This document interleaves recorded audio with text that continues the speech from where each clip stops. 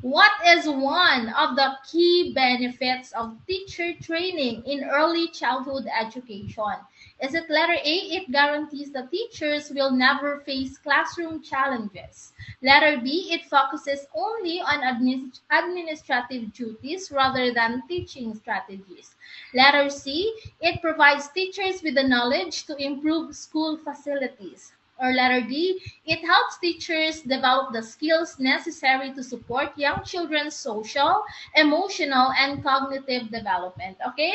Comment your answer. So we have to comment the item number. So we have 41 dot the letter of your choice. Unang-una po sa lahat, focus on child development. So to help educators understand, no, para malaman ni teacher, matukoy ni teacher, and at the same time, masuportahan ni teacher ang social. Pag sinabi nating social, yung pakikisalamuhan ng bata sa kapwa-bata, sa kanyang paligid, no? Yung emotional and cognitive development ng bata. So, which are critical during the early years when the brain is most receptive to learning. Okay?